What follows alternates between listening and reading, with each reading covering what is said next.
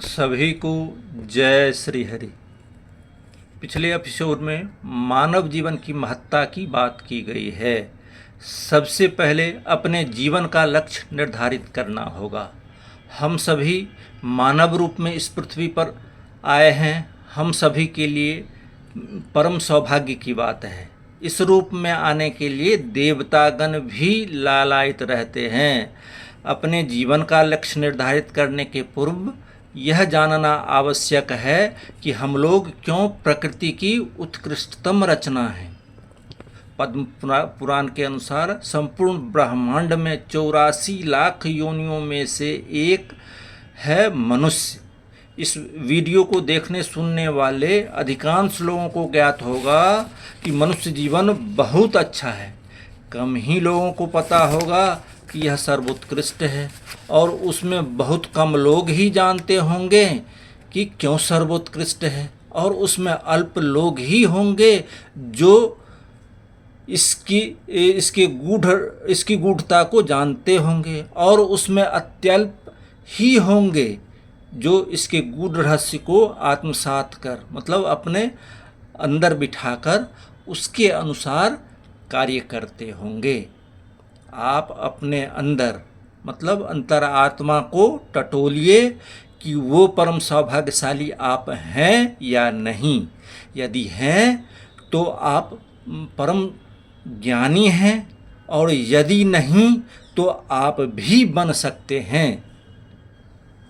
अपने आप को पहचानना होगा। मनुष्य क्यों सर्वोत्कृष्ट है, इसको जानने से पहले भगवान को जानना होगा। संपूर्ण ब्रह्मांड को चलाने का चक्र त्रिदेव के हाथों है। ये त्रिदेव हैं भगवान श्री ब्रह्मा जी, जो सृष्टि की रचना करते हैं और कर्मों के अनुसार भाग्य लिखते हैं। दूसरे हैं भगवान श्री विष्णु जी, श्री हरि जी भी कहलाते हैं, जो संपूर्ण ब्रह्मांड के पालन करता है।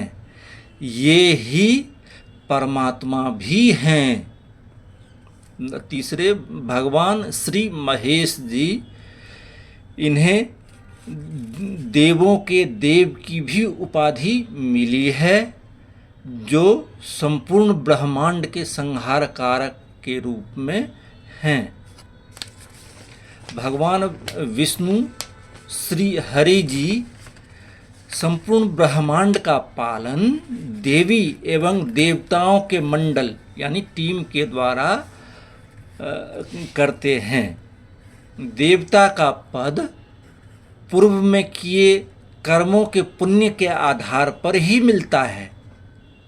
यह अस्थायी नहीं होता है और अधिकार सीमित होते हैं।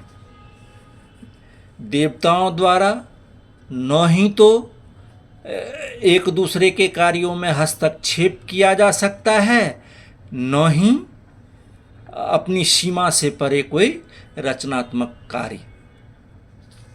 दानवों द्वारा विनाशकारक कार्य ही किए जाते हैं। पशु पक्षियों को सोचने की शक्ति तो है, किंतु कोई रचनात्मक कार्य करने की नहीं। पेड़ पौधों को न तो सोचने समझने की शक्ति है, न ही उसके अनुसार कार्य करने की। यद्यपि उपरोक्त सभी प्राणी हैं, इसके विपरीत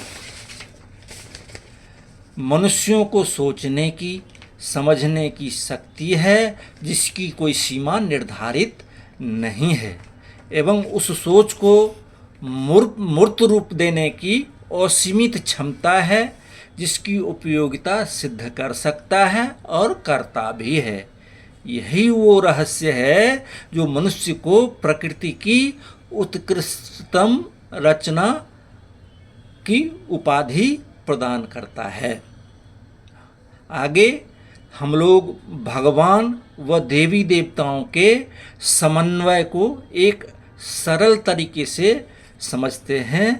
तब तक अपने जीवन के लिए इस महामंत्र हरे राम राम राम हरे हरे, हरे कृष्ण कृष्ण कृष्ण हरे हरे को सब्सक्राइब करते रहें। जय श्री हरि।